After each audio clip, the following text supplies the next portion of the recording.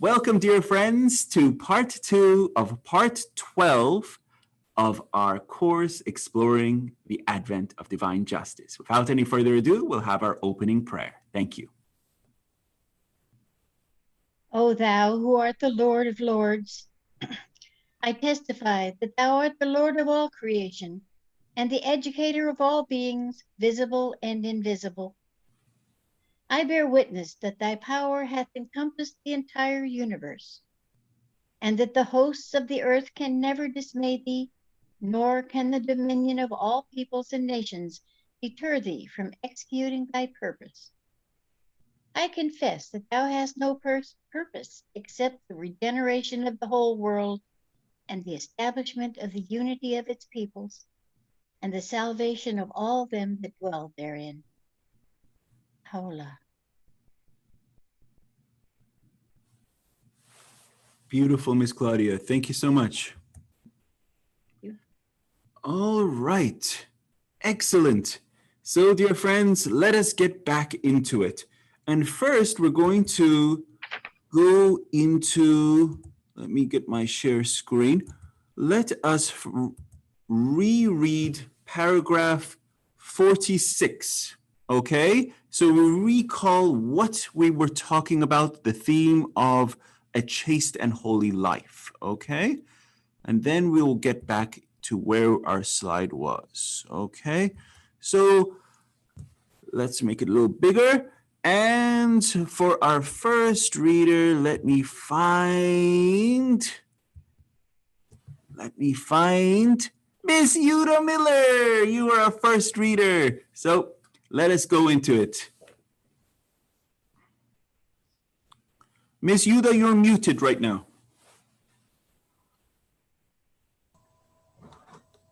A chaste and holy life must be made the controlling principle in the behavior and conduct of all Baha'is, both in their social relations with the members of their own community and in their contact with the world at large. It must adorn and reinforce the ceaseless labors and meritorious exertions of those whose enviable position is to propagate the message and to administer the affairs of the faith of Baha'u'llah. It must be upheld in all its integrity and implications in every phase of the life of those who fill the ranks of that faith, whether in their homes, their travels, their clubs, their societies, their entertainments, their schools, and their universities. It must be accorded special consideration in the conduct of the social activities of every Baha'i summer school and any other occasions on which Baha'i community life is organized and fostered.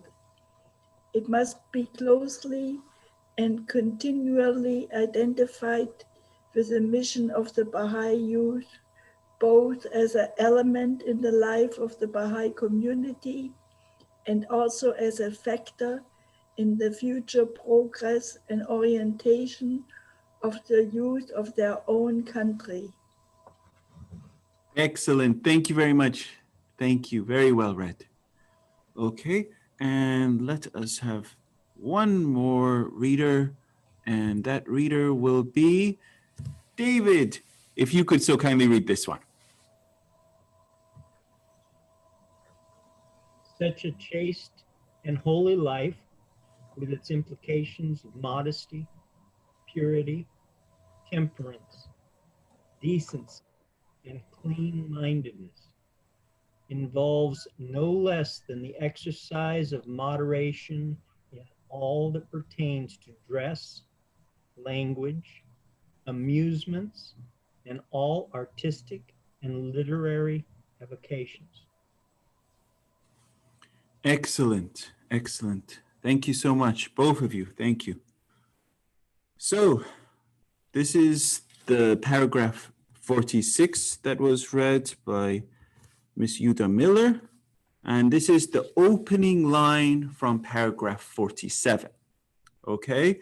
In this paragraph, we really see that a chaste and holy life must be the controlling principle, the controlling character, and for all Baha'is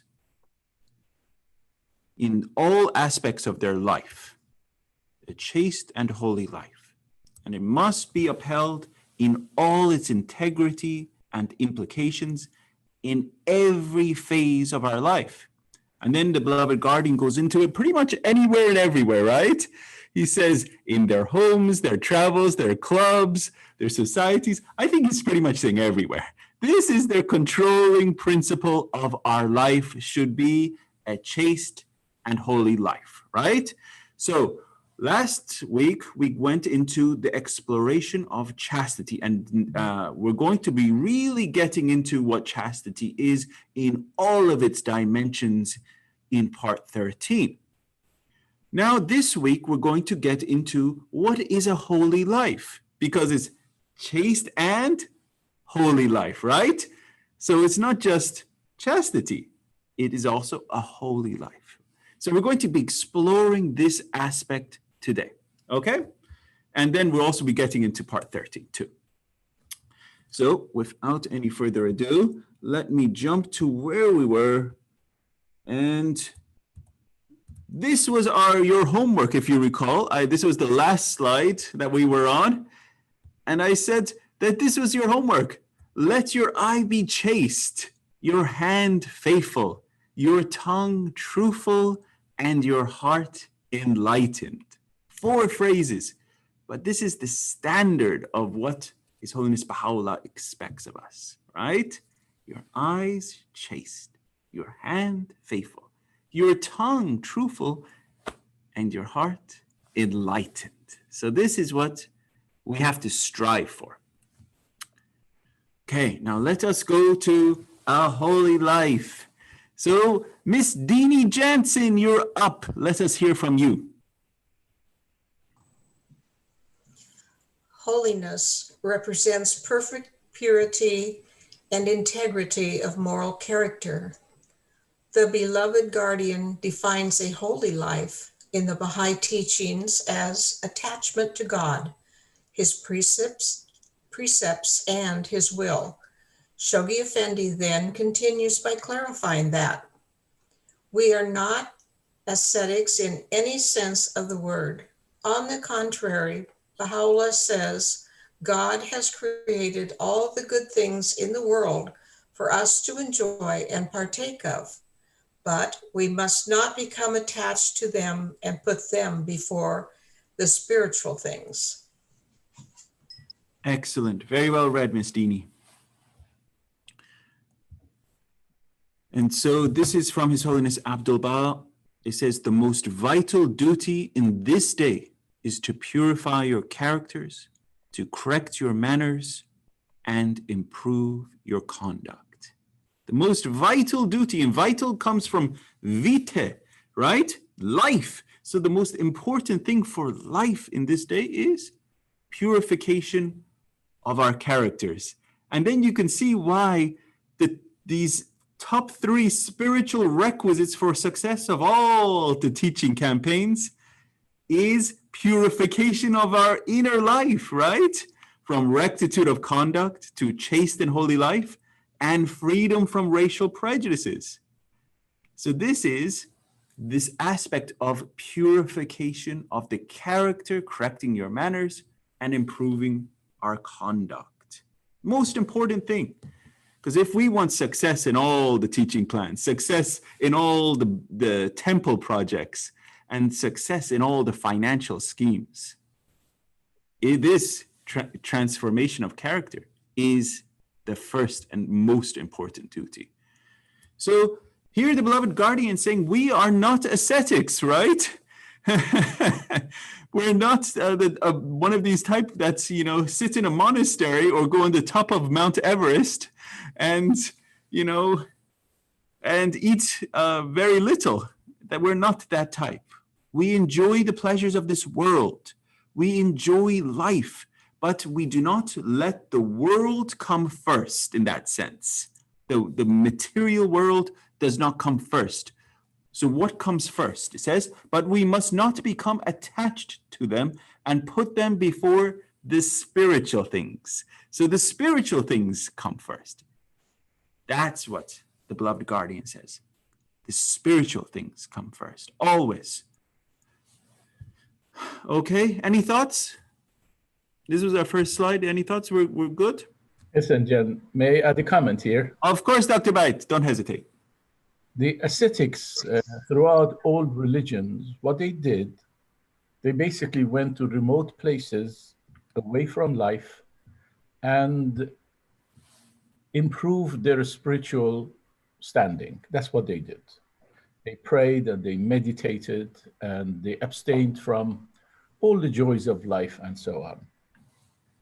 But the Baha'i faith, for the first time, when it comes to that aspect, mystical aspect of our faith, which is the faith itself, emphasized that in addition to responsibility for our spirit, we are also responsible for making this world a better place. And that is what those ascetics would miss. They certainly took care of their spirit and spiritual life, but they did not engage in the betterment of the world. We have that duty as well. And this combination makes us of this world and of the next. Thank you. Excellent point. Thank you, Dr. Bait. Yes, this aspect of service, this aspect of reaching out to the society and affecting a change on the society, this is how we truly differ from ascetics than just self-purification. It's that we are not only purifying ourselves, but we are impacting a change and creating a transformation in the whole character of mankind. So this is, we have to... Yes, dear Tesfaye. So according to the first paragraph, I think to the first or the second paragraph, that I see that the phrase, the exercise of moderation. So when we are Baha'is, exercise of moderation is, what does it mean in life, in eating, working, chaste, holy life, and everything, what Dr. Bayat say. So are we going to be limited, or what is the moderation in this sense? It's a great question. Very good question. What is moderation? And no one is regulating us. We have to regulate ourselves. This is the challenge. No one is ever going to come and say, have you done your obligatory prayers? Are you fasting? Are you living a pure life? No one is going to come up to you and saying these questions, right? We have to regulate our lives. No one's going to say, are you eating fruits and vegetables and, eating in a sustainable manner and not harming the environment, or all these questions type of things? No one is going to do that. Are you eating in a way that is not adversely affecting your body, eating healthily? No one is going to say this. But we have to work to, are you exercising enough, looking after your this physical body? No one is going to ask these questions. We have to be disciplined not only of our physical body, but of our spiritual reality. So this is what moderation in that sense is. We have to moderate the sense of control of our wants and likes and attachments to this world, but we also should not be so excessive also in the sense of domination on the spiritual side too, so that it becomes adverse to our physical health. For example, like if we go too extremes, reading and writing and studying the writings, that we're like, oh, I'm so tired, I don't have any energy, and it becomes adverse. You follow?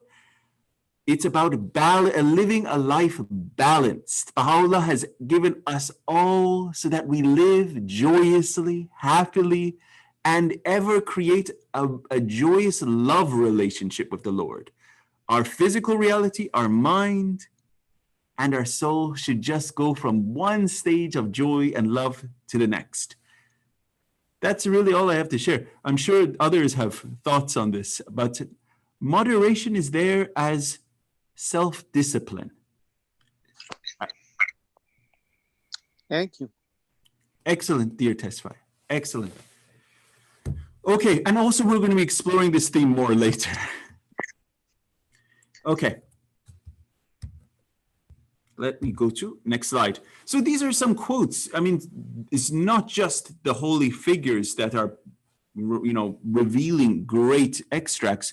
So these are some quotes that are from the Bible, the Quran, as well as from the Blessed Bab. So I'm going to read these for you. This is from Quran, chapter 16, Surah 16, verse 97. It says, when whoever does righteousness, whether male or female, while he is a believer, we will surely cause him to live a good life. We will surely give them their reward in the hereafter, according to the best of what they used to do. And this is from chapter 1, Peter, and you see there verses 15, 16. It says, but as he who called you is holy, you also be holy in all your conduct, since it is written, you shall be holy, for I am holy. And remember, we are created in the image of God, right? So this is the standard. He says, you also be holy in your conduct, since it is written, you shall be holy, for I am holy, right? This is what is expected of us. And this is one unfolding faith, one faith that is from our Lord. And so let us have another reader. Dear Kathy, in the bottom left, it says holiness. Go for it. Holiness is not just for some select few spiritual giants. It is not just for pious people who sit around all day with nothing to do but be holy. Everyone who names the name of the Lord is called to live a holy life. I liked that quote. So I put that in there because it's not just for spiritual giants sitting around all day with nothing to do but be holy. It's for all of us, right? It's for every single one of us. That is the expectation. And in the center, it's from the Blessed Bab. It says, purge your hearts of worldly desires and let angelic virtues be your adorning.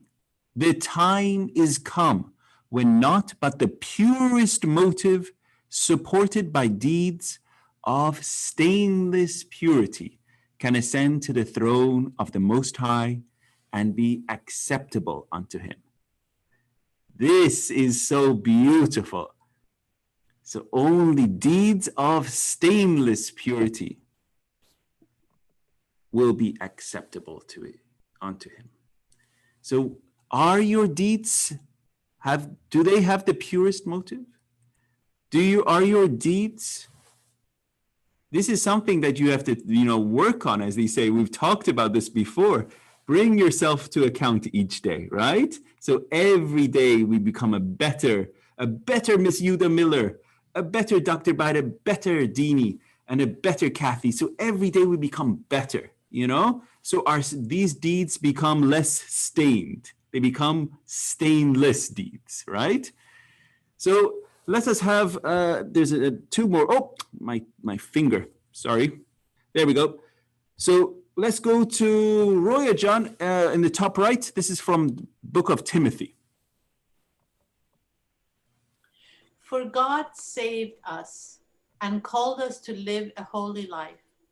He did this not because we deserved it, but because that was his plan from before the beginning of time, to show us his grace through Christ Jesus. Excellent. Thank you. And as we know, Christ Jesus is that spirit that animated every one of these blessed souls, from His Holiness Baha'u'llah, the Blessed Bab. And so they each one of these have been called us to live a holy life, right? And why? It's not because we deserve it. It's not because we deserve it. It's because this is the divine plan that has been unfolded. And this is the divine plan from the beginning of time to show us His love, to show us His grace. That this is the transformative power of that divine essence. So this is what the divine plan is.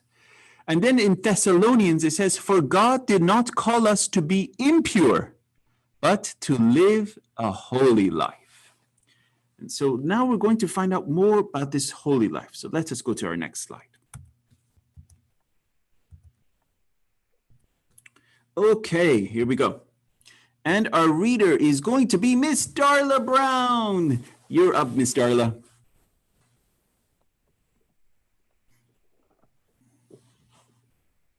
His Holiness Abdu'l-Baha further clarifies the nature of attachment to God and its practical implications. All that has been created is for man, who is at the apex of creation, and who must be thankful for the divine bestowals, so that through his gratitude he may learn to understand life as a divine benefit. If we hold enmity with life, we are ingrates, for our material and spiritual existence is the outward evidence of the divine mercy. Therefore, we must be happy and pass our time in praises, appreciating all things. But there is something else, detachment. We can appreciate without attaching ourselves to the things of this world. It sometimes happens that if a man loses his fortune, he is so disheartened that he dies or becomes insane.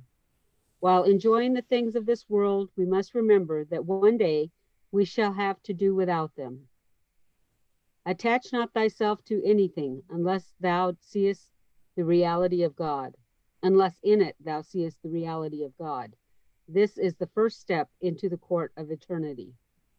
The earth life lasts but a short time. Even its benefits are transitory. That which is temporary does not deserve our heart's attachment. Detachment consists in refraining from letting our possessions possess us. Abdu'l-Baha. Excellent. Very well read, Miss Darla. Miss Darla, could you read the ones on the right too? Yes, detachment. Detachment consists in refraining from letting our possessions possess us. Abdu'l-Baha.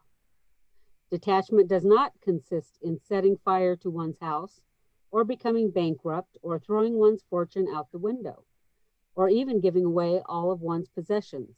Detachment consists in refraining from letting our possessions possess us. Abdu'l-Baha. Very good. So this is the definition of detachment. This is one of the central, fundamental qualities of what the faith stands for, is detachment. And the more that we study the faith, and when I say the faith, I'm not saying Baha'i faith, the faith of God in the sense, this unfolding faith, because all these manifestations speak with the same voice. And when, as you saw in the scriptures, each one of them talked about this holy life, right? And the holy life is aspect of detachment. So when we look at the writings on what detachment is defined here by His Holiness Abdu'l-Baha, the more we study it, we see how important it is. We see how that we have to distance ourselves from being attached to material things and put our entire focus of not only our mind, our heart on spiritual reality, on spiritual matters. So this is where our heart should be.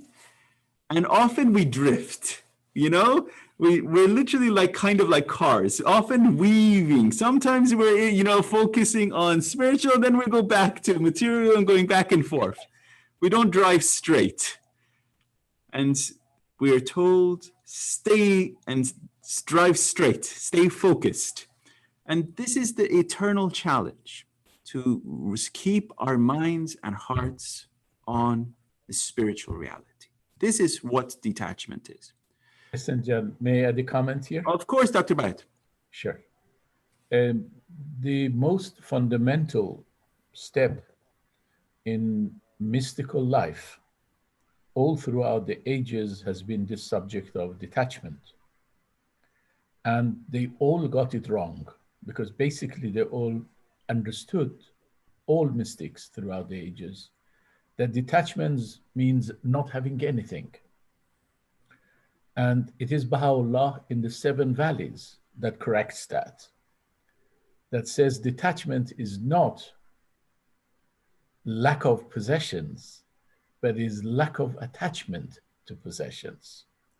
And he balanced that for us. In fact, what Abdul Baha quotes here in the passage that we have in front of us is identical to what Baha'u'llah says. He says, you're not asked to destroy your wealth and throw it away, but use it in the path of God. So for us as Baha'is, that step of detachment, which throughout the ages was the principal step for all the mystics, Baha'u'llah interprets it for us to mean not to be attached to it so much that you forget about other things that we are asked to do. Thank you. Excellent point. Thank you, Dr. Bhatt. And as we know, the last valley of the 7 valleys is the valley of absolute poverty and nothingness. And it's not that we are, as Abdul Baha says here, we're burning our house or becoming bankrupt or throwing away our fortune when it's absolute poverty and nothingness. It's that no material possession comes in between us and our Lord. We are absolutely connected in that sense. We are that, attuned to his will, and we are ready to arise at his call and his beckoning. So it's ready that the material possessions are not an obstacle, an impediment. And that is just my thought on that. So moving on. I have a question. Oh, please, who said this? I have some point on here. Okay, Tesfaye, and I think I saw Claudia's hand too. Am I right? Okay, Yes. excellent. So Tesfaye first and Miss Claudia, go for it. Yeah, but in the writing it says there are the 2 wings, the material and the spiritual balance. So when you come to that, what is detachment in this sense? Because you need to be balanced, right? That's correct. Yes. Because you can't fly like the 2 wings of the birds can fly, and then 2 wings of that, also the material and the spiritual life also should be balanced for every Baha'i. That's correct. We should not be we cannot live without material possessions. It's reality. We have to have material things to live. Even the lifeblood of the cause is money. And so this is the reality.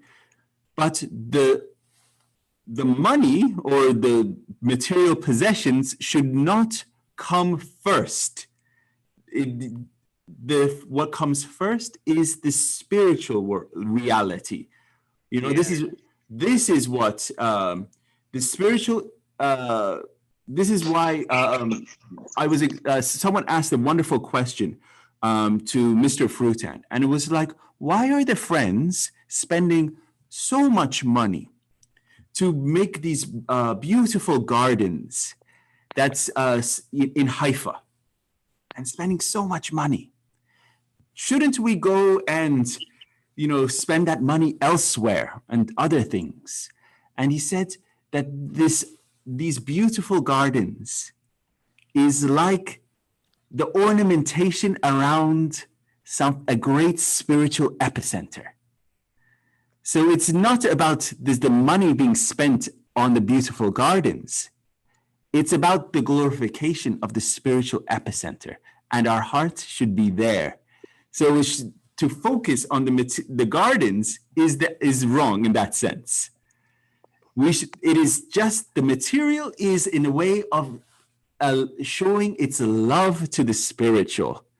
And that is also how our attitude of contributions and lifeblood of the cause is, that the monies that we give to the fund is a way of the money reaching its highest form or state, that it's giving to as an elevation of itself. So that's why it's giving to the fund is something so sacred. So that's how I see it. But it's detachment is really breaking away from even this transitory physical reality and reaching a higher level of existence and reaching your noblest form or of being. That's how I see detachment. It's almost like a winged bird jumping up into flight and dusting off the dust of this world. But Miss Claudia had a question or a comment, please. Yes, I'm loving this line that says, "Attach not thyself to anything, unless in it thou seest the reality of God." And this thrills me. I mean, we're supposed to see the reality of God in each other. Yes. And as a mama, I cannot help but think of the first time you lay eyes on this new baby, and you see the reality of God in this baby, in this new creature. And that which is temporary does not deserve our heart's attachment. But when we see God in other people and in our babies, it's not temporary. Those souls are going to go on eternally. So am I right? You're absolutely right. Yeah. Okay. You're absolutely right. I have a question. Who said that? Just state your name, because sometimes I don't see the. Oh, Bruce. Please, Bruce. Go ahead. You mentioned the seven valleys, and I would wonder if you have a comment about the seven valley. It's right at the beginning of the seven valleys where he says that for the wayfarer to enter into the valley of poverty and absolute nothingness, that he will realize that even an opinion is a veil between him and God. Can you comment on that? I will hand that off to Dr. Bayat, who's actually written a book on Seven Valleys. So, Dr. Bayat, please, did you hear the question? Yes, thank you. I heard the question, and that's, of course, a very beautiful quote from the Seven Valleys. You know that Baha'u'llah spent 2 years of his life completely breaking away from the Baha'i community in Baghdad and lived more or less a life of isolation. But as a result of that, he produced several magnificent writings that are all of mystical nature. Because Baha'u'llah focused on guiding the mystics too, and many of the major mystics of his age became Baha'is as a result of that. And there were dervishes who became Baha'is, quite a number of them. In that passage that you quoted, Baha'u'llah is saying something that even in the realm of science is very true. If you're a scientist and doing research on a subject, if you start with an opinion of what the answer is, you will never find the correct. Your research will not result in correct answer because you are a biased individual. And it doesn't matter whether the bias is positive or negative. Baha'u'llah here is teaching us that if we want to go on the path of that journey of search after truth, which at the end is the finding of Baha'u'llah, by the way, if you have an opinion to start with, such as this person should be of this nature or that nature, his name should be this, he should be that tall, he should speak that language, or he should have such sciences, you will never find Baha'u'llah at the end of that. So he's guiding us to start that search, which is the first valley of seven valleys, with completely eliminating any opinion that we may have ourselves. All the things that others have said and all the things we have heard, we have put them all away and become just like a child in learning, if you like. Also, Bruce, thank you, Dr. Bhatt. Also, Bruce, the first paragraph of Kitab-i Iran, it says, no man can attain to the shores of true understanding. That's how it starts. Unless he what? And so I leave that up to you so you could read that. But that's what it is. No man can attain to the shores of true understanding unless he purify his heart, his mind, purge himself from all of these preconceived ideas and notions. So as I said, it not only applies in the realm of spirit, but also it applies in the realm of science. As a researcher, I knew if I had an opinion before starting the research, it would have been disastrous. You have to go in, and the learning takes you wherever it takes you. And here it is also in the Seven Valleys. Thank you. Thank you.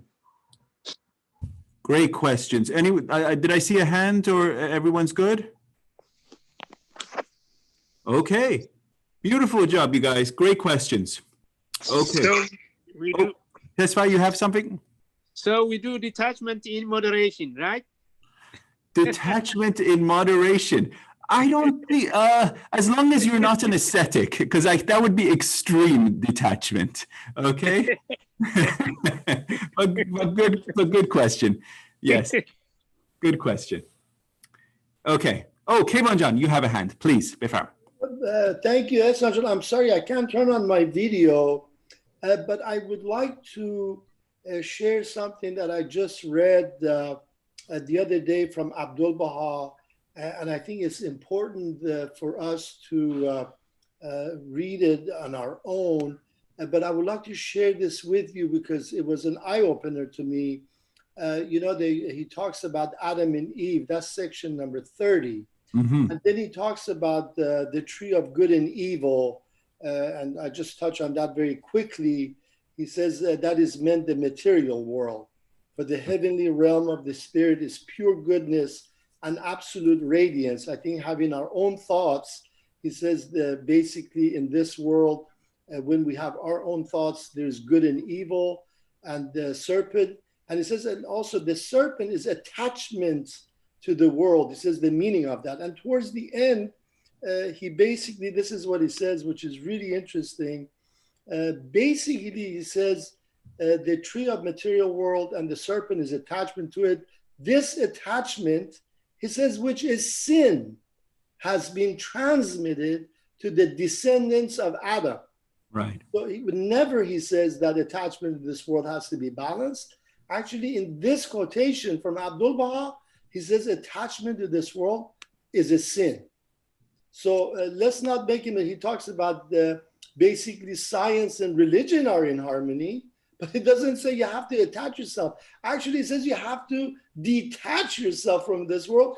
And what he calls sin is the attachment to this world. So it's a sin to have an attachment because then we can become pure material. He says you become just like an animal. And he says, what we want to do, we want to make you spiritual. This is a world of good and evil. And he says, that's why when we go to the next world, we abandon the physical world. That's why it's a messenger of joy, because in the next world, you have no material needs and this attachment anymore. So it's a messenger of joy when we go to the next world. Thank you. Thank you, Kevanjan. Thank you. Yeah, sure. Okay, moving along. Okay, so now this is from the Beloved Guardian. This is exploring what more onto this holy life. It says the holiness of our moral character must manifest itself in our deeds. In a letter written on his behalf, the Beloved Guardian counsels the youth to constantly and determinedly strive to exemplify a Baha'i life. And the Beloved Guardian, Shoghi Effendi, then explains what he means by a Baha'i life. In the world around us, we see moral decay, promiscuity, indecency, vulgarity, bad manners. The Baha'i young people must be the opposite of these things, and by their chastity, their uprightness, their decency, their consideration, and good manners, attract others, old and young, to the faith. The world is tired of words. It wants example, and it is up to the Baha'i youth to furnish it. So this is what it means in two things. One, what is a Baha'i life? And it is synonymous with a holy life, right? So this is the example that in his writing to the youth, and what a standard the youth should arise to. And we should start at a very young age so the children learn what this Baha'i life is, not just, oh, you're now 15 years old. By the way, this is the example that, this is the life you should be living.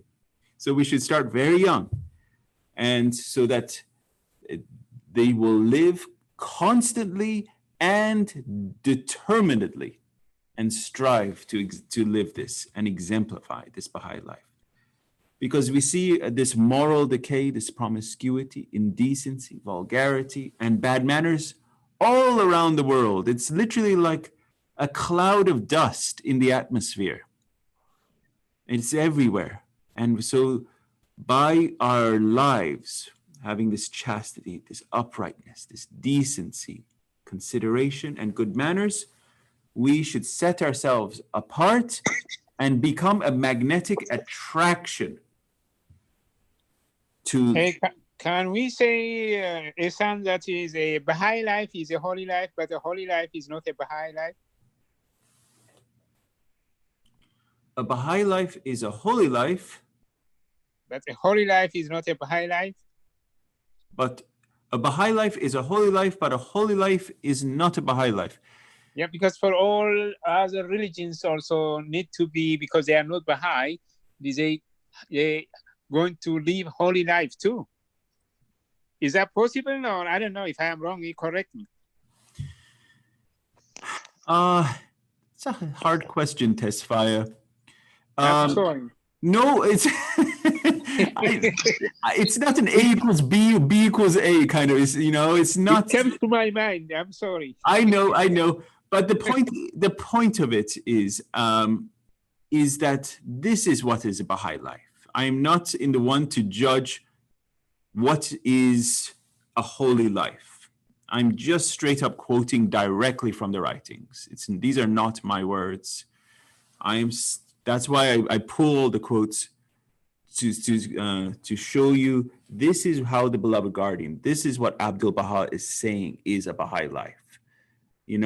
So I'm not going to say, someone that is living a holy life is not living a Baha'i life, or vice versa. This is what the beloved guardian is saying is a Baha'i life. In fact, many a time, people that are not Baha'is are living better lives and holier lives than so-called Baha'is, So this is the example that the beloved guardian is saying that we should be living and striving towards. And he's addressing the youth, but this is to all of us. As we saw earlier, a chaste and holy life should be the controlling principle dominating all aspects of our lives. Okay? Now let us have another reader. Dear Bruce, this is from the Universal House of Justice. Okay? Yes. Go for it, dear Bruce. So high must be your standard of excellence, and so pure and chaste your lives, that the moral influence you exert penetrates the consciousness of the wider community. Universal House of Justice. I love this quote. This is from the Supreme Body, the Universal House of Justice. So it says, your standard, this must be so high and so pure, and your lives so chaste, that the moral influence you exert penetrates the consciousness of the wider community. Now think about this. We'll talk about this at much greater lengths later on when we get into part 14, part 15, part 16. on race and race relationships, but how did the moral consciousness get raised regarding those? It's because it was a massive effort on part of the African American community, in part with other parts, some white communities, some other parts of community went into an inordinate amount of effort to gain civil rights. Now, how are we exerting an effort in our community regard on a moral influence? You know, are we creating an exertion in our own inner life and private character to penetrate the consciousness of our wider community by creating a standard of this? So this is, I parallel that to the civil rights, but that is one element. I'm paralleling that now. That is the civil rights. We should have a moral rights in that sense, creating a moral consciousness in all society, and this should be through our individual and private character transformation. So we're affecting the whole community. This is from Robert F. Kennedy. This is the brother, I believe, of John F. Kennedy. He says, each time a person stands up for an ideal or acts to improve the lot of others, they send forth a tiny ripple of hope. These ripples build a current which can sweep down the mightiest walls of oppression and resistance. So, dear friends, are you creating ripples? Are you working on your own inner life and private character? So if not, today's the day. Today's the day. And tomorrow is another day. So then you can bring yourself to account and start working on your own little ripples. And then there was a great thing that Dr. Biden mentioned a while ago called the butterfly effect. And the more little movement that we do will create more and more movement, more and more movement. And we will eventually bring down walls of oppression and resistance. So this is from Robert F. Kennedy. I love this quote, so I shared it with you. Okay, moving on, dear friends. Now, we're getting into moral standards for a chaste and holy life. And these moral standards were from paragraph 47. As you recall, there were 5 things that the beloved guardian really got into, and we're going to get into that in a second. So the moral standard of a chaste and holy life in the Baha'i faith is not meant to reject or condemn the sex impulse, but to control it and regulate it. It's like the horse and the jockey. So we are in control of it. This is clearly explained in a letter dated 13th December 1940, written on behalf of the beloved guardian Shoaib Effendi to an individual believer. Concerning your question whether there are any legitimate forms of expression of the sex instinct outside of marriage, according to the Baha'i teachings, no sexual act can be considered lawful unless performed between lawfully married persons. Outside of marital life, there can be no lawful or healthy use of the sex impulse. So this is very straight and clear, and this is also in the right. It says sex is not a sin. It is God's gift to married couples for pleasure, procreation, and a beautiful expression of love, trust, and unity. So it is a gift to us. But its expression and its place is within the sanctum of lawfully married couples, husband and wife. Any thoughts on that? I think it's pretty straightforward. Sam, please testify. Well, this is not a good question, but I just want to ask you, because sometimes when I see the letters written on behalf of Shoghi Effendi, say he is a guardian, who is authorized to write on behalf of him? Is there any point that you can share? Okay, the beloved guardian. Good question. It's not a bad question. It's a good question. Okay, the beloved guardian, as you know, had an enormous role and responsibility. And many a day he was writing, hundreds of letters, as well as he had the duty of, overseeing the properties in Palestine, as well as overseeing the administrative affairs around the whole world, and also protecting the faith from covenant breakers. He had an incredible responsibility. So he had a few secretaries. And these few secretaries, if you want later on, dear Tesfaye, I could share those names with you, but he had a few secretaries, and they were just for different periods of time, and they helped him out. When he would dictate the letters, and they would write the letters, and so it was on behalf of the beloved guardian. And that's okay, so all the words and everything is come from him. That is correct. Okay, that's why I just want to know, because if somebody is to be authorized or somebody, how can they write like that? That is correct. It's just that it was in the pen of the secretary, but it was dictated by the beloved guardian, and obviously anything that's coming from the sign of God on earth, the beloved guardian, was proofread and checked many times before it was disseminated. It's just Thank you. Yeah, that's why I just want to say thank you. Excellent. Thank you so much. Okay. Now let us have another reader. Kayvon John, could you read this slide, please? Sure. Overall, moral standards for chaste and holy life. Overall, the moral standards associated with the chaste and holy life in the Baha'i faith go far beyond governing the sexual relationship between individuals. Being chaste and holy together represent a pattern of living.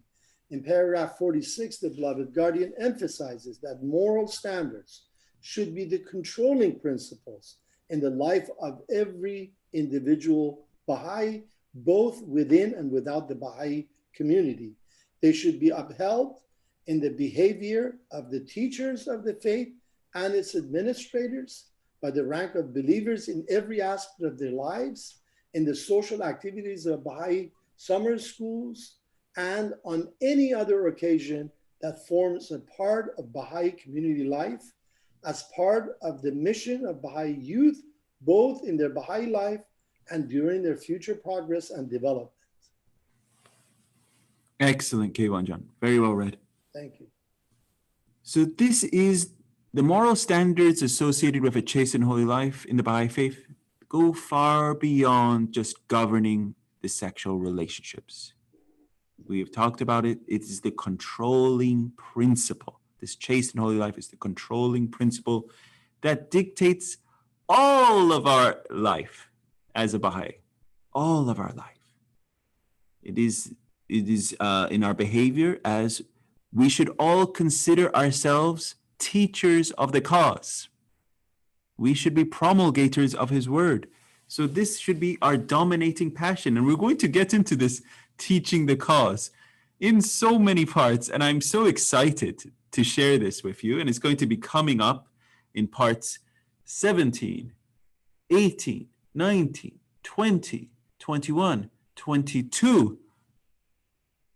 I think that's, but yeah, a good half of the book is all the aspects of teaching the cause and how to do it. And then the beloved guardian gives examples of people that have done it, from pioneers. So he really wants, because remember, this was written 1938, December 25th, for the first 7-year plan, trying for that first group of Baha'is to get off without a hitch on their first teaching expeditions, right? So he's now really saying, this is how to teach. This is the prerequisites for success in teaching. You have to have a good character. You have to be free from prejudice, and you have to have a chaste and holy life. So this is what he is getting at. Okay, now we're getting into the 5 things that really characterize what a chaste and holy life is. Okay, and Hodajan, you're there. Could you read this slide for us?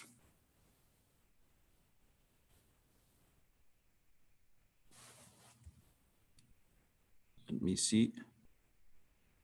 She might be muted.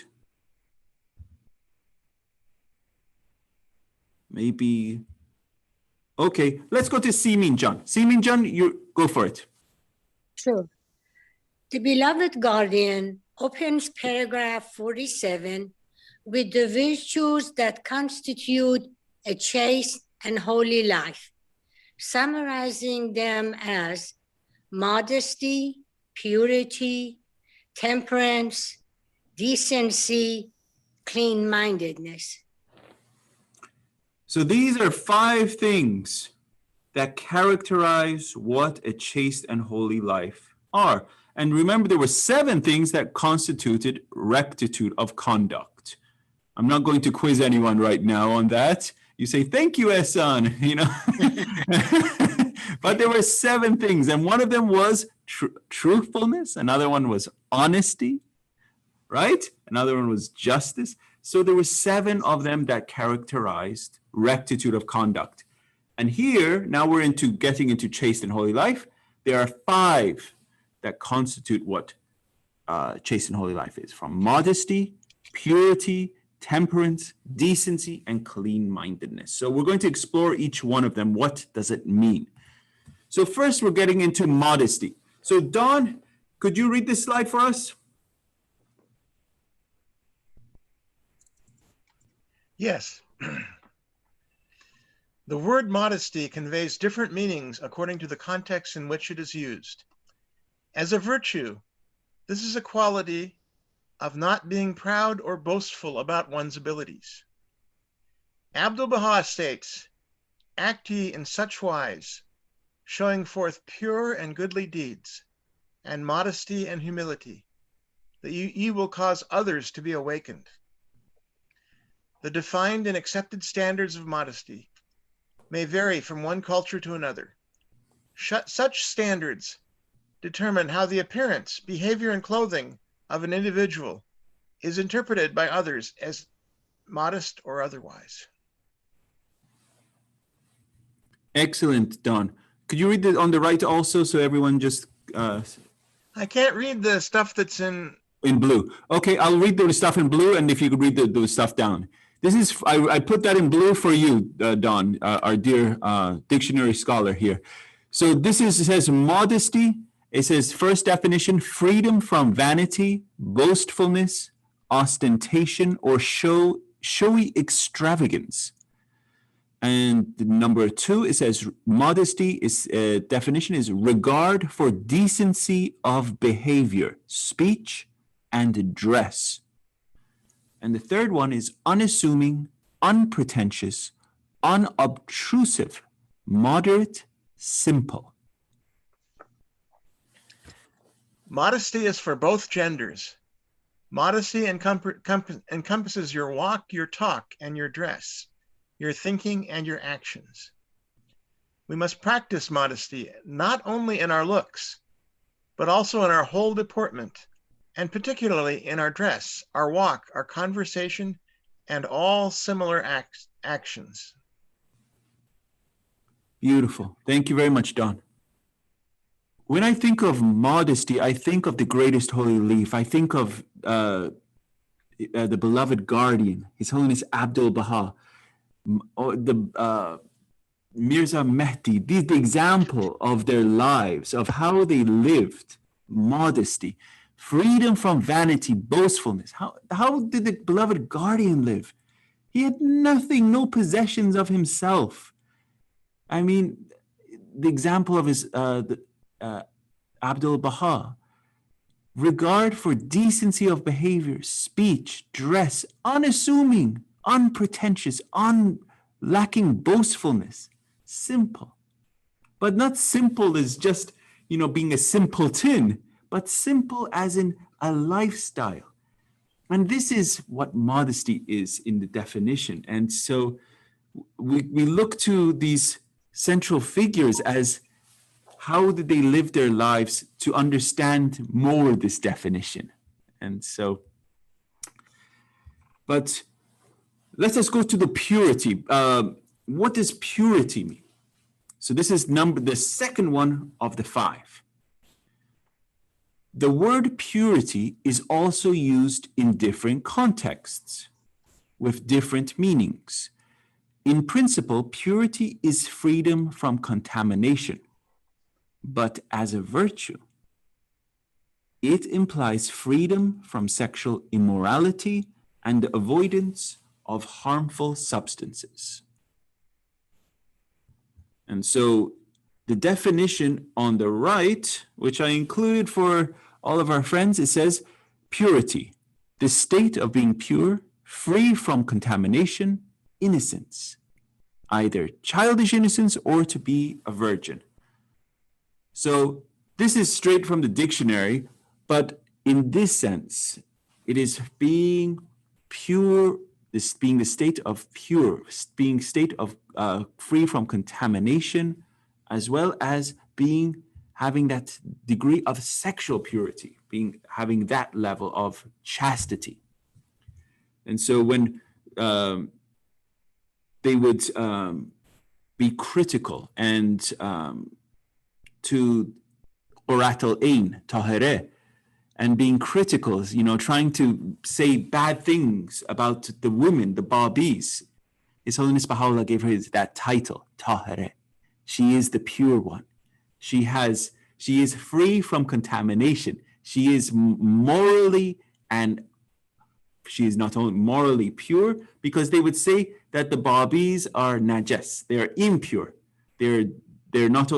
They're contaminated. They're dirty. They're filthy. And it's not just, but it's also najas. Also goes to the spiritual filth. And so when and being a lady and removing the veil, that would be considered even sexually immoral, And so when Baha'u'llah gave her that title of Tahireh, it means that she is pure, absolute, So this is, I just wanted to tie that into, because she is one of the greatest ladies of our dispensation. Mayan, you unmuted yourself, please. Sanjan? Please. Yes, I just wanted to say the first slide you showed us, that our eyes should be chaste too. Yes. It's a very important thing to understand that. What does it mean that our eyes should be chaste, That whatever we look at, we should, we should watch good movies, we should watch good things, we should not really go into a nudist colony, even by mistake. And so it's important that the eyes should be chaste as well, not just, and that's a lot to explain to the youth and everybody else, myself included. Thank you. Thank you. Thank you. Yeah, this point is very hard because our eyes created to look. There goes my weekend plans of going to the nudist colony, I was, but excellent. Thank you very much. Yes, let your eye be chaste. Thank you. So moving on, now this is more explanation on this theme of purity, and I'm going to get my dear friend, Dennis McGregor. Are you with us? Yes, sir. There you go. Let's go for it. Okay. Abdu'l-Baha describes the attributes of a pure individual in one of his tablets. Cleanliness and sanctity in all conditions are characterized as pure beings and necessities of free souls. The first perfection consists in cleanliness and sanctity and impurity from every defect. When man in all conditions is pure and immaculate, he will become the center of the reflection of the manifest light. In all his actions and conduct, there must first be purity, then beauty and independence. The channel must be cleansed before it is filled with sweet water. The pure eye comprehendeth the sight and the meaning of God. The pure nostril inhaleth the perfumes of the rose garden of bounty. The pure heart becometh the mirror of the beauty of truth. This is why in the heavenly books, the divine counsels and commands have been compared to water. So in the Quran, it is said, we have caused a pure water to descend from heaven. And in the gospel, except a man hath received the baptism of water and of the Spirit, he cannot enter into the kingdom of God.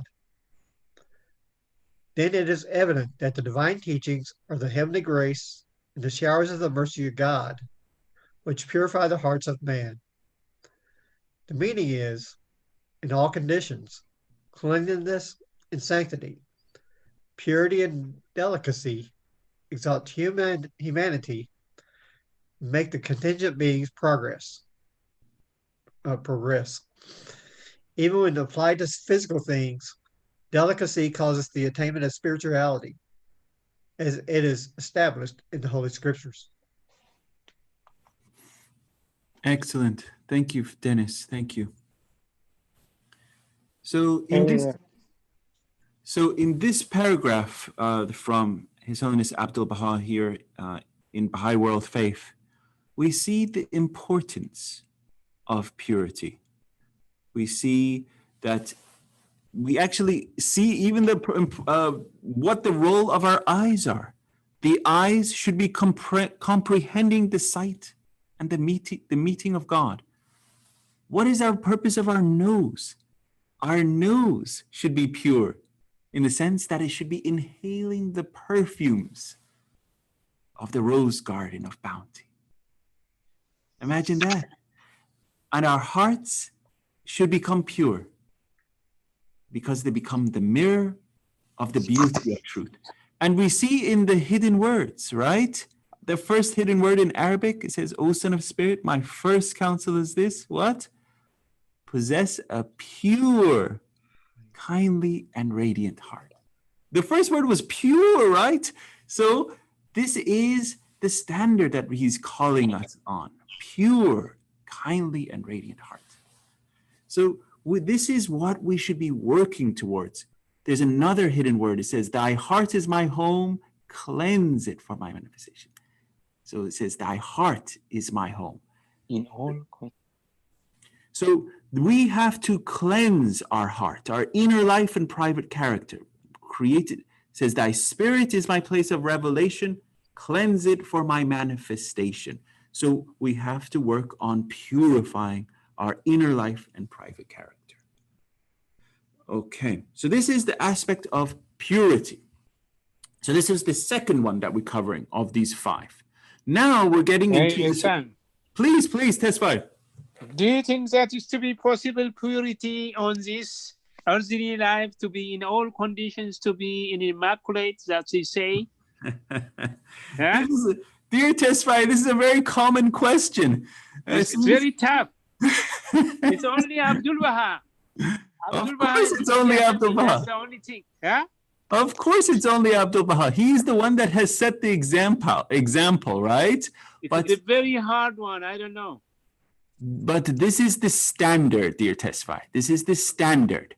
We have to be striving towards purity. We have to be striving towards temperance. We have to be striving towards truthfulness. We have to be striving towards trustworthiness, reliability, justice. Because if we want to create a new race of men, if we want to create Baha'i world communities that can affect a transformation in the whole character of mankind, we first have to change ourselves. That's the only way. I know it's hard. Any good thing is hard. Any good thing is hard. If it was easy, it would have been done already. Well, you know what it comes to my mind is when we come to this world, we come pure, like a little baby, and then very nice. But when we go back to the next world, we are not pure like we come in. That's true. That's true. The world is filled with impurities. It's how much we shake the dust off and keep our eyes, our hearts, our minds focused on our Creator and live our life nobly, virtuously, and wholly. and effect a transformation on every heart that comes across us, showering them with love and care and service to everyone that comes across us. This is, and not just living an ascetic life and just live a good life on top of a mountain. No. May I add a comment? Please, Dr. Baj. Yes. It's often misunderstood about what the spirit possesses. When the spirit is created, it's not pure. It's just an empty sponge. That's it. Oh. This empty sponge is not to say it's pure. It hasn't got anything to be pure or otherwise. It's just an empty sponge. When it comes to this world, through its attachment, affection for this physical body, through this body experiences everything in this life. And the faith of Baha'u'llah and all prior revelations have been here to help this spirit in this school of life, which is called world or life, to acquire spiritual virtues and qualities. So by the time it's ready to go, it has acquired those things. It's not that in the beginning it was pure and now it's become filthy. No, in the beginning it had nothing. But whatever extra we learn in this world, which is worthy of learning, this is extra that this spirit in this school learns and takes with it to the spiritual world. Thank you. Thank you for clarification, Dr. Baj. Yeah, thank you very much. Okay, excellent. We're doing very well. So this is, we're on the second one on purity, and let's go to our next slide. Now we're on temperance, dear friends. This is a word actually I wasn't fully understanding till I really studied this word. So let us have Miss Gabrielle McGuire in Australia read this one for us. Go for it, Miss Gabrielle. Temperance. Temperance is a voluntary self-restraint in controlling an excess of emotions and impulses, such as anger, vanity, and sexual desire, originating from one's character. Traditionally, temperance has been recognized as a virtue in the sacred writings of religions and the writings of philosophers. It has been one of the cardinal virtues in Greek philosophy, Christianity, Hinduism, and Buddhism. Excellent, Miss Gabrielle. If you could read the things on the right, so everyone, if you can see them. Sure. Temperance is the spirit-empowered ability to control your appetites, emotions, and attitudes. Self-control. Greek. Ratia. The virtue of one who masters his desires and passions. Restraint. Exercised over one's own impulses, emotions, or desires. The four cardinal virtues: temperance, fortitude, prudence, and justice. Excellent. Very well read, Miss Gabrielle. I didn't know you spoke Greek. That was very well read. There you go. So this is the quality called temperance, one of the three qualities that define a chaste and holy life. And so temperance is self-control. This is really what it is. It's to control our ego, our wants, our desires, whether it's the desires, the impulses, emotional desires, our sexual desires, our anger. Anger is an emotional outburst. Or even love, right?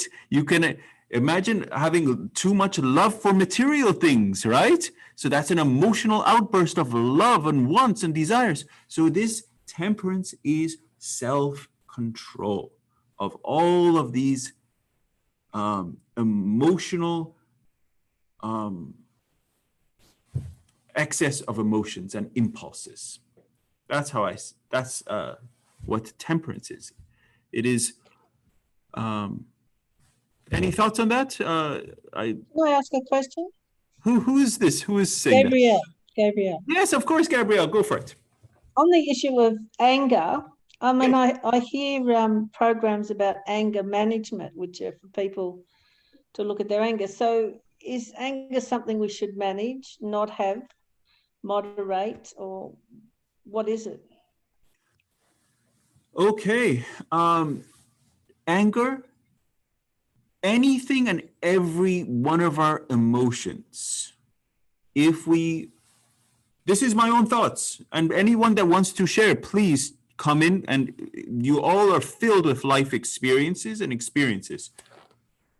This is controlling of excess of emotions. Okay, I don't know if anyone has seen the movie Inside Out. It's a Disney Pixar movie, and we're all filled with different level of emotions, emotional centers. Okay, and this is just a Disney Pixar movie I'm focusing on, and they highlight anger, they highlight joy, they highlight worry and fear in that sense, and they highlight one other one. Anyway, but the point of it is, when any one of these dominates, sadness is the other one. So it's joy, sadness, anger, and fear. But when any one of these dominates an individual and is in excess, you can see how that plays in a person's life. Okay? And you can see it even in the movie. When that person is just overly happy and living a life of excess and joys and free and everything, you can see that their focus is not correct. That even sadness actually builds an individual. Because sadness creates opportunities of reflection. And because we're going to get into the section on tests, right? So tests are opportunities of growth. If we only live in happiness and joy, we're not actually growing. We're always happy. We're just, life is free, everything is good, but life is about growth. And when we talk about anger is also part of life, but it's also excessive emotions. If we're a very angry individual, what are we focused on? Where is our attachment? Because the world of the spirit is free of anger, right? The world of the spirit is love. The world of the spirit is joy. The world of the spirit is happiness, not anger. So if you're angry, you are attached to what? This world, the world of dust. So having anger, you're literally upset about dust. It's almost humorous, but we all have anger, so it's a reality. So, but let's go to Kathleen Webster. She has a question, please. I wish it were a question. I just wanted to share a different perspective on emotions, in that they are signs that something isn't balanced. When someone is angry, it can be righteous, what they call righteous anger, but they may have been somehow hurt or put upon by a situation. And to be angry is a natural response. Now, natural makes it sound like an animal response, which it very well may be. But these emotions are to help us. All of our emotions are a signal, just like pain is a physical signal that something might be wrong.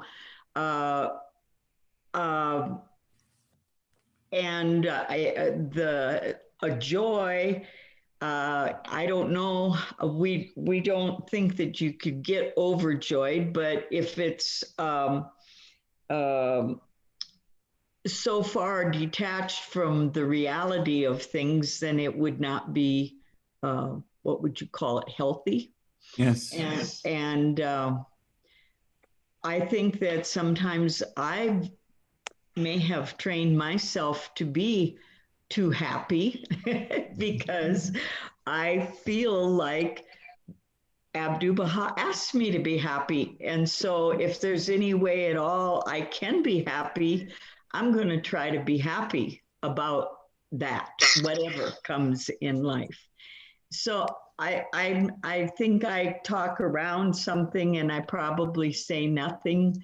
And I apologize for my flitting here and there, but I think emotions, just as they ask, need to be balanced and controlled, maybe, but we've got to recognize them and deal with them, because if we just keep stuffing emotions, then we're looking for some kind of explosion. And thank you. No, wonderful, wonderful points. Okay. May I say something here? 1 second, my dear Tesfaye. A couple of friends have put up their hands. Because there's two hands. Paria has put up her hand first, and then I go to dear Tesfaye. Go for it, dear Paria.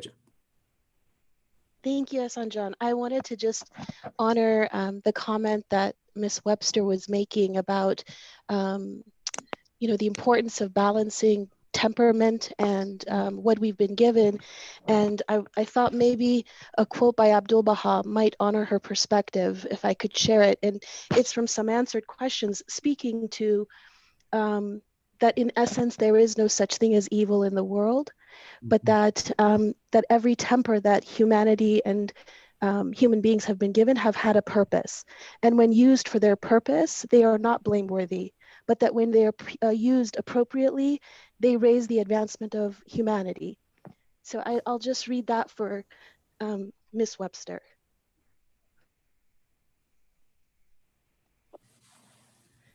In creation, there is no evil. All is good. Certain qualities and natures innate in some men and apparently blameworthy are not so in reality. For example, from the beginning of his life, you can see a nursing child the signs of desire, of anger, and of temper. Then it may be said, good and evil are innate in the reality of man, and this is contrary to the pure goodness and nature of creation. The answer is this.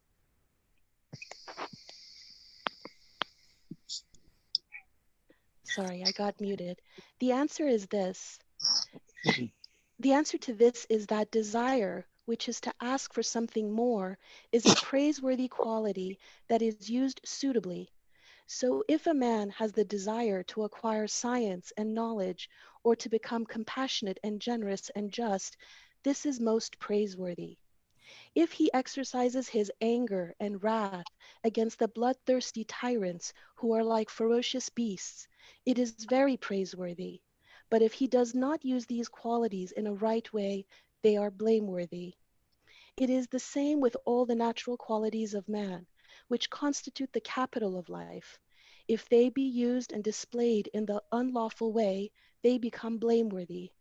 Therefore, it is clear that creation is purely good.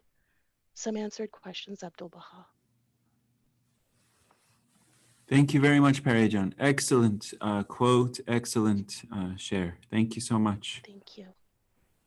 Okay, let's go to Dear Tesfaye, and then after that, Karen O'Brien. We're at the close of our session, as in we're at 8:27.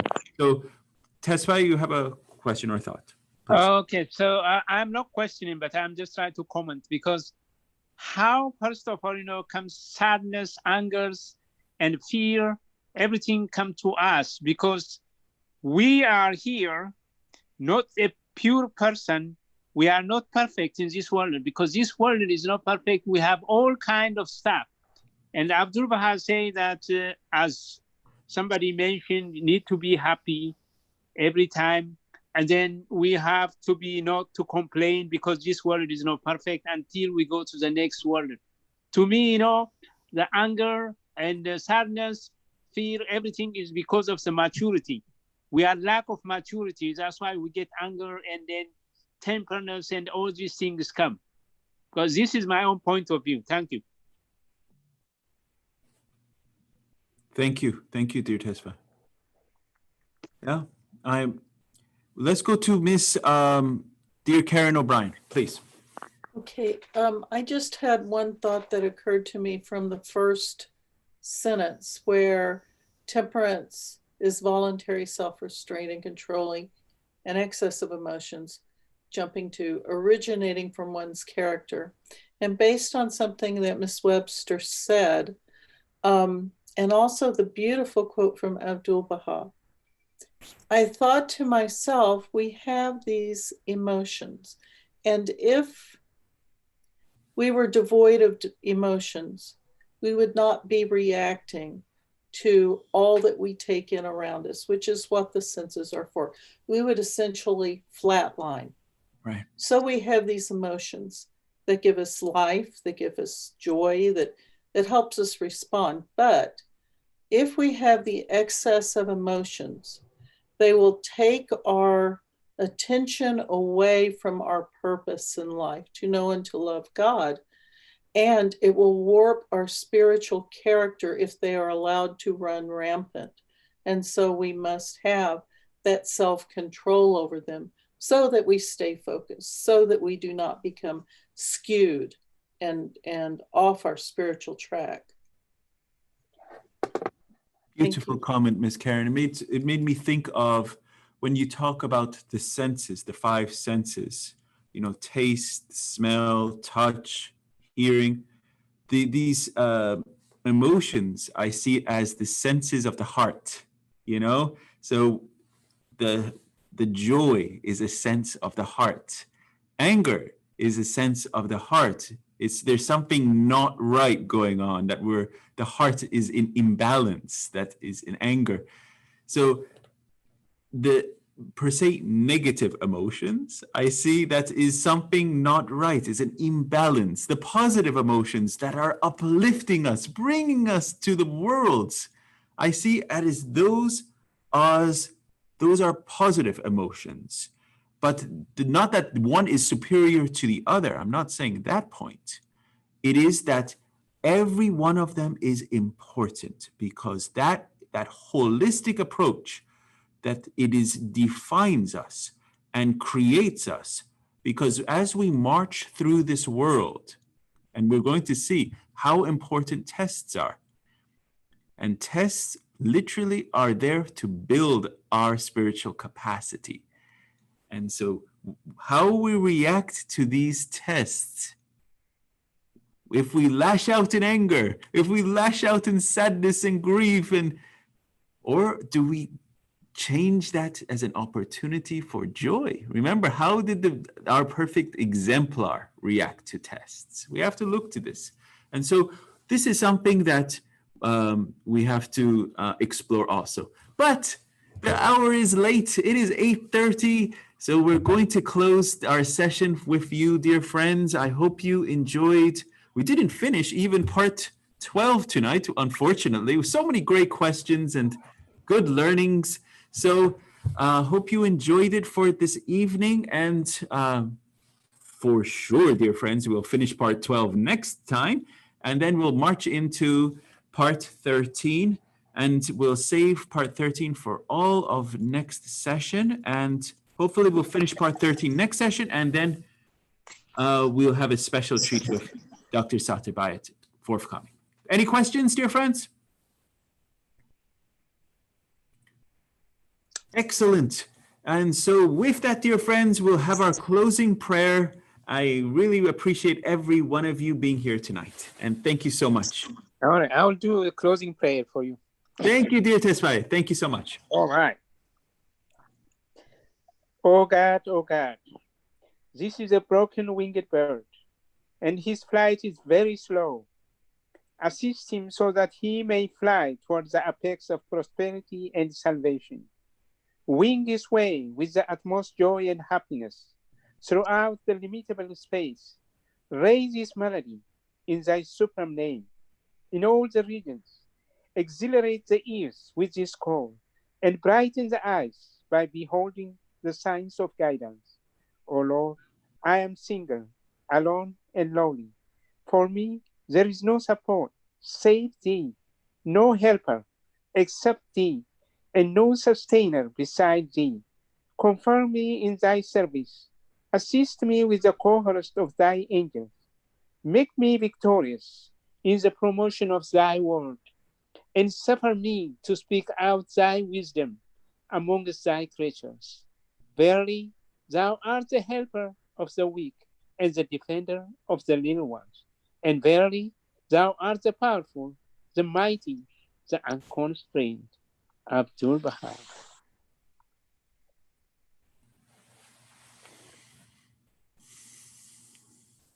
Thank you so much, and wishing everyone of you a wonderful week. And Thank you. Thank you. good night. Thank you. Oh, Thank you. Bye-bye. thank It's a you. great night. Good night. Good night, All right. everyone. Bye.